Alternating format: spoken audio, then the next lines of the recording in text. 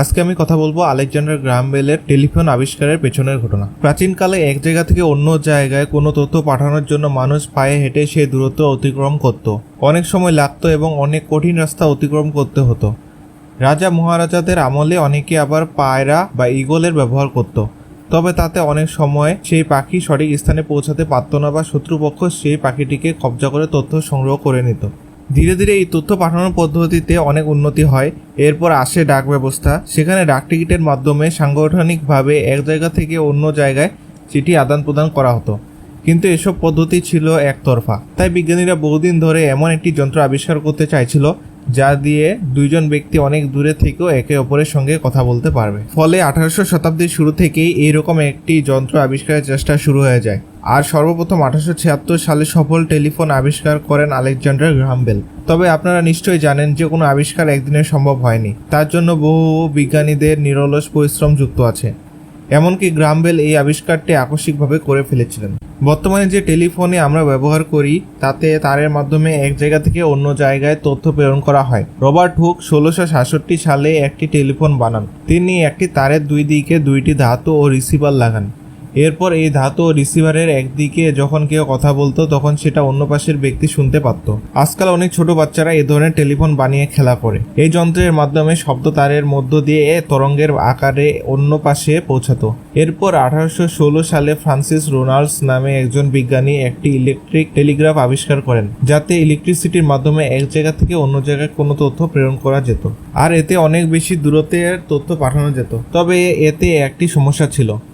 এতে একেবারে একটির বেশি তথ্য পাঠানো আর এতে পাঠানোর তথ্যগুলো কোডিং করতে হতো। এরপর 1861 সালে একজন German engineer Johann Philipp Reis শব্দ পাঠানোর জন্য একটি যন্ত্র আবিষ্কার করেন এবং তিনি এটির নাম রাখেন টেলিফোন। তিনি মনে করতেন ইলেকট্রিসিটির মাধ্যমে কোনো শব্দকে এক জায়গা থেকে অন্য জায়গায় পাঠানো সম্ভব। আর এই নীতির উপর ভিত্তি করে তিনি তার টেলিফোন যন্ত্র আবিষ্কার করেছিলেন। তবে এই টেলিফোনে একটি সমস্যা ছিল, এতে পাঠানো শব্দ একতরফা ছিল। এমনকি এতে পাঠানো শব্দ খুবই অস্পষ্ট ছিল, ফলে এই যন্ত্র মানুষের মধ্যে তেমন সাড়া ফেলতে পারেনি। এরপর আরেকজন ইতালিয়ান বিজ্ঞানী অ্যান্টোনিও মুচি 1871 সালে টেলিফোন আবিষ্কার করেছিলেন। তিনি এই নতুন যন্ত্রের নাম রাখেন সাউন্ড টেলিগ্রাফ। তবে এই যন্ত্র খুব একটা উপকারী ছিল না। এরপর আসেন মহান বিজ্ঞানী আলেকজান্ডার গ্রাহাম বেল। তিনি 3 মার্চ 1847 সালে ইংল্যান্ডের এডিনবার্গে জন্মগ্রহণ করেন। ছোটবেলা থেকেই তিনি অত্যন্ত মেধাবী ছিলেন। মাত্র 13 বছর বয়সেই তিনি গ্রাজুয়েশন কমপ্লিট করে ফেলেছিলেন। আলেকজান্ডার গ্রাহাম বেলের মা এলিজা গ্রেস সাইমন্স এবং তার স্ত্রী মেবেল গার্ডিনাল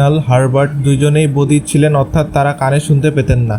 ফলে আলেকজান্ডারের মনে শব্দ তরঙ্গ নিয়ে প্রথম থেকেই বেশ কৌতূহল ছিল। তিনি দেখেন এর আগে অনেক বিজ্ঞানী তারের মাধ্যমে শব্দ প্রেরণ করেছেন, তবে সেগুলো অতটা উপকারী ছিল না। তখন গ্রাহাম বেল নিজেই এই টেলিফোন আবিষ্কারের সঙ্গে যুক্ত হন। আর এই কাজের জন্য তিনি একজন সাথীকে তার সঙ্গে রাখেন, যার নাম ছিল টমাস ওয়াটসন। তারা দুজনেই বেশ কয়েক বছর ধরে টেলিফোন আবিষ্কারের কাজ করেছিলেন, কিন্তু তেমন একটা সফলতা পাচ্ছিলেন না। 1876 সালে 10 মার্চ আলেকজান্ডার গ্রাহাম বেল অন্যান্য দিনের মতো নিজের ল্যাবরেটরিতে কাজ করছিলেন এবং তার সাথী টমাস ওয়াটসন উপরে 2 তলায় কাজ করছিলেন। তখন কাজের ফাঁকে হঠাৎ করে গ্রাহাম বেলের প্যান্টে অ্যাসিড পড়ে যায়।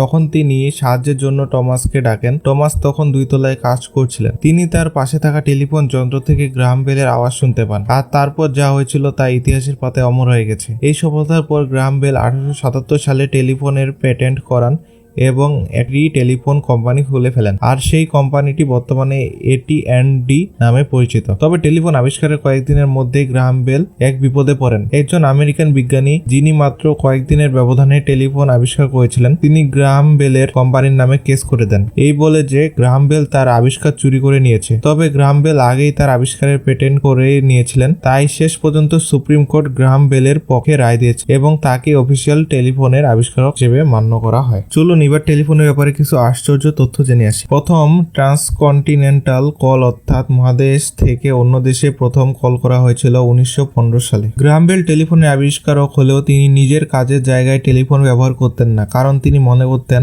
টেলিফোন তার কাজে ব্যাঘাত সৃষ্টি করত। বর্তমানে আমরা যে কোনো ফোন কল রিসিভ করে হ্যালো শব্দটি বলি। এই হ্যালো শব্দটি সর্বপ্রথম টমাস আলভা এডিসন ব্যবহার করেছিলেন। আলেকজান্ডার গ্রাহাম বেল শারীরিক অসুস্থতার কারণে 1922 সালে 2 আগস্ট মারা যান। তখন তার মৃত্যুর শোকে উত্তর আমেরিকার সমস্ত টেলিফোন লাইন 2 মিনিটের জন্য বন্ধ রাখা হয়েছিল। ভারতে 1882 সালে ব্রিটিশ আমলে টেলিফোন এসেছিল, তখন কলকাতা, মাদ্রাজ এবং বোম্বে টেলিফোন এক্সচেঞ্জ খোলা হয়েছিল। বর্তমানে স্মার্টফোন আসার পর টেলিফোনের চল প্রায় কমে গেছে, কিন্তু মোবাইলের ব্যবহারের যে রেডিয়েশন আমাদেরকে ফেস করতে হয় তা কিন্তু টেলিফোনে নেই। আর এই মোবাইলের রেডিয়েশনেই আমাদের শরীরে খুবই খারাপ প্রভাব ফেলে, তবে সেদিকে বর্তমান স্মার্টফোন ইউজারদের বিশেষ নজর নেই।